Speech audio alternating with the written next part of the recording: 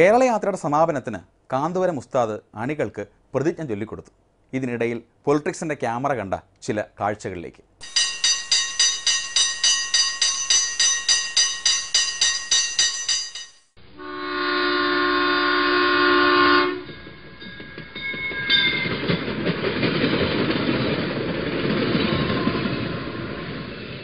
India എന്ന ബഹുസ്വര ജനാധിപത്യ സമൂഹത്തിൽ ജീവിക്കുന്ന വ്യക്തിയാണ് ഞാൻ.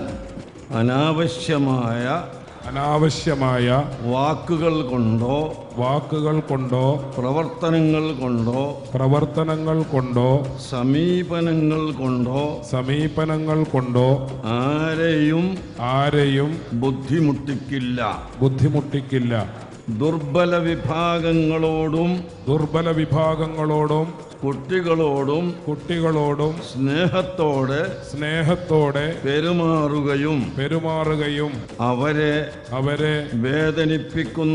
വേദനിപ്പിക്കുന്ന പ്രവർത്തികൾ എന്റെ ഭാഗത്തു നിന്ന്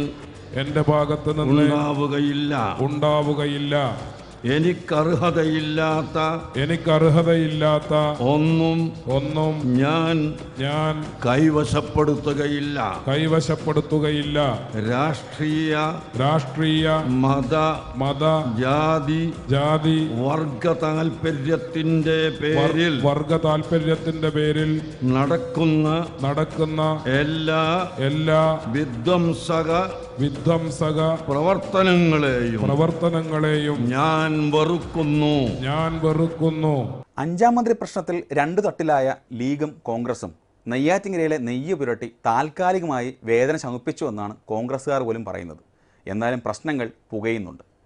ലീഗിൻ്റെ ശത്രുവിനോട് അതുകൊണ്ട് മാനവികമായി ഒരു അടുപ്പം കാണിക്കുന്നതിൽ എന്തൊക്കെയോ പൊളിറ്റിക്സ് ഇല്ലേ? ശത്രുവിൻ്റെ ശത്രു മിത്രം.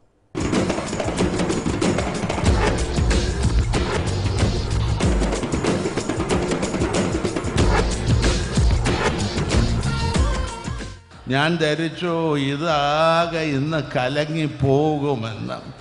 പക്ഷേ എന്താണ് ഉസ്താദ് ഇതിനെ ചെയ്തത് എന്ന് അന്വേഷിക്കേണ്ടിയിരിക്കും. അതുകൂടി അന്വേഷണ വിധേയമാക്കണമെന്ന് ചിലർ പറയാനിടയുണ്ട് എന്ന് മാത്രമേ ഞാൻ പറയുന്നു. പിന്നെ ഉസ്താദിനൊരു കാര്യമുണ്ട്. ഉസ്താദിനെ തലേ ദിവസം വരെ കുറ്റം പറഞ്ഞാലും ഇലക്ഷൻ്റെ സമയമാകുമ്പോൾ ഉസ്താദിനെ വന്നൊന്ന് കണ്ണീര് കാണിച്ചാൽ അപ്പോൾ ഉസ്താദ് ഒന്ന് മാറുന്നൊരു സ്വഭാവം. പക്ഷേ അതുകൊണ്ട് എന്താ ഉണ്ടാവുക പിന്നീട് ഇലക്ഷൻ കഴിയുമ്പോൾ ഉസ്താദ് മനസ്സിലാക്കാറുമുണ്ട്. ഇതൊക്കെ ദൈവം നമുക്ക് തരുന്ന ചില സൂചനകളാണ്. ഇതെല്ലാം അദ്ദേഹത്തിൻ്റെ മനസ്സ് ശുദ്ധമായതുകൊണ്ടാണ് ആരും എന്ത് ചെയ്തിട്ട് കേൾക്കാത്തത്. ഇതിൽ അസൂയപ്പെട്ടിട്ടൊന്നും കാര്യമില്ല. ഏതായാലും ഈ സമ്മേളനം ഒരു കാര്യം തെളിയിക്കപ്പെട്ടിരിക്കുകയാണ്. മുസ്ലിം സമുദായത്തിൽ ഏറ്റവും ഉന്നതനായ നേതാവ് കാന്തപുരം ഉസ്താദാണ്.